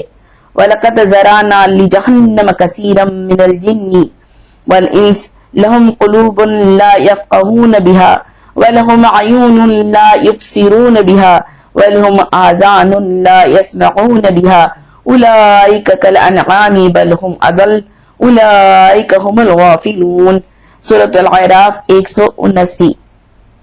اور ہم نے ایسے بہت سے جن و انس دوزخ کے لیے پیدا کیے ہیں جن کے دل ایسے ہیں جن سے نہیں سمجھتے، اور جن کی آنکھیں ایسی ہیں جن سے نہیں دیکھتے، اور جن کے کان ایسے ہیں جن سے نہیں سنتے۔ یہ لوگ چوپائیوں کی طرح ہیں بلکہ یہ ان سے بھی زیادہ گمراہ ہیں، یہی لوگ غافل ہیں۔ قرآن مجید وہ ہتھیار ہے جس کے ذریعے مسلمان بام عروج تک پہنچ سکتے ہیں، اسی میں ان کی عظمت و سربلندی کا راز ہے۔ اسی پر عمل کر کے ذلتیں کافور ہو سکتی ہیں، امراض دور ہو سکتے ہیں، مسائل حل ہو سکتے ہیں، تاریکیاں چھٹ سکتی ہیں، غیر اسلامی قوتوں کو زیر کیا جا سکتا ہے، غیر مسلمین کے اعتراضات کا جواب دیا جا سکتا ہے، ان کی غلط فہمیوں کو دور کر کے اپنی پریشانیوں اور مصیبتوں کا حل نکالا جا سکتا ہے۔ اس سلسلے میں حضرت محمد مصطفیٰ صلی اللہ علیہ وسلم کا فرمان ہدایت ہم مسلمانوں کے لیے آب حیات ہے۔ آپ صلی اللہ علیہ وسلم نے فرمایا ہے ترکت فیکم امرین لن تدلوا ما تمسکتم بہما کتاب اللہ و سنت النبی، موطا امام مالک۔ میں تمہارے درمیان دو چیزیں چھوڑے جا رہا ہوں، اگر تم نے ان کو مضبوطی سے تھامے رکھا تو کبھی گمراہ نہ ہوگے، ایک اللہ تعالیٰ کی کتاب قرآن، دوسرے نبی کی سنت۔ یہ حدیث مبارکہ کتاب اللہ کو مضبوطی سے تھامنے، اسے اپنے اندر جذب کر لینے، اس سے احکام و نصائح اخذ کرنے اور انہیں عملی زندگی میں نافذ کرنے کی وصیت کر رہی ہے، اور اسی میں انسانیت کی فلاح و بہبود ہے۔ اسی سلسلے میں شیخ الہند مولانا محمود حسن دیوبند کی فکر مندی ہمارے دلوں پر دستک دیتی ہے۔ وہ فرماتے ہیں میں نے جیل مالٹا کی تنہائیوں میں اس پر غور کیا کہ کہ پوری دنیا میں مسلمان آج دینی و دنیاوی اعتبار سے کیوں تباہ ہو رہے ہیں، تو میری سمجھ میں اس کے دو اسباب آئے۔ ایک، نو مسلمانوں کا قرآن مجید کا چھوڑ دینا، دوسرے آپس کے اختلافات اور خانہ جنگی۔ اس لیے میں مالٹا جیل سے عزم لے کر آیا ہوں کہ اپنی باقی زندگی اس کام میں صرف کروں گا کہ قرآن کریم کو لفظاً و معناً عام کیا جائے، بچوں کے لیے لفظی تعلیم کے مراکز بستی بستی قائم کیے جائیں، بڑوں کو عوامی درس قرآن کی صورت میں اس کے معنی و مفہوم سے روشناس کرایا جائے اور قرآنی تعلیمات پر عمل کے لیے آمادہ کیا جائے۔ اس لیے ہر خاص و عام اہل اسلام کو لازم ہے کہ اپنے اپنے درجے کے مطابق کلام اللہ کو سمجھنے میں کوتاہی نہ کرے۔ مسلمانوں پر قرآن کا حق اس سے لیا گیا ہے۔ مولانا محمود حسن کی فکر مندی ہمارے لیے ایک پیغام رکھتی ہے، اور قرآن کو عام کرنا جو ہمارے فرائض میں داخل ہے اس کی طرف توجہ مبذول کرا رہی ہے۔ لہٰذا جملہ داعیان دین کو اس پر غور و خوض کرنے اور اس کی طرف توجہ دینے کی ضرورت ہے۔ اللہ تعالیٰ کا فرمان ہے، ادعو الی سبیل ربک بالحکمۃ والموعظۃ الحسنۃ وجادلہم باللتی ہی احسن، سورۃ النحل 125۔ اپنے رب کی طرف لوگوں کو حکمت اور بہترین نصیحت کے ساتھ بلائیے اور ان سے بہترین طریقے سے گفتگو کیجیے۔ رب کریم کا راستہ کیا ہے؟ اس کی طرف قرآن کریم مکمل طور سے رہنمائی کر رہا ہے۔ یہی وہ راستہ ہے جس پر چل کر انسان فوز و فلاح سے ہمکنار ہو سکتا ہے، اور یہی وہ راستہ ہے جس سے ہٹ کر انسان پرپیچ اور تاریک راہوں میں گم ہو سکتا ہے۔ اللہ تعالیٰ کا ارشاد ہے، من اہتدی فانما یہتدی لنفسہ ومن ضل فانما یضل علیہ ولا تزر وازرۃ وزر اخری وما كنا معذبین حتی نبعث رسولا، بنی اسرائیل 15۔ جو کوئی راہ راست اختیار کرے اس کی راست روی اس کے اپنے لیے مفید ہے، اور جو گمراہ ہو اس کی گمراہی کا وبال اسی پر ہے۔ کوئی بوجھ اٹھانے والا دوسرے کا بوجھ نہیں اٹھائے گا، اور ہم نے عذاب دینے والے نہیں ہیں جب تک کہ لوگوں کو حق و باطل کا فرق سمجھانے کے لیے ایک پیغامبر نہ بھیج دے۔ البتہ یہ حقیقت بھی ہمہ وقت سامنے رکھنا نہ صرف اہل ایمان کے لیے بلکہ تمام انسانوں کے لیے ضروری ہے کہ ان الساعۃ آتیۃ اکاد اخفیھا لتجزا کل نفس بما تسعی، سورۃ طٰہٰ 15۔ قیامت کی گھڑی ضرور آنے والی ہے، میں اس کا وقت مخفی رکھنا چاہتا ہوں تاکہ ہر متنفس اپنی کوششوں کے مطابق بدلہ پائے۔ اللہ تعالیٰ تمام انسانوں کو قرآن مجید کے ذریعے ہدایت حاصل کرنے کی توفیق عطا فرمائے، اور اہل ایمان کو مزید نور ایمان سے منور کر کے آخرت کی زندگی میں کامیابی عطا فرمائے۔ آمین۔ السلام علیکم ورحمۃ اللہ وبرکاتہ۔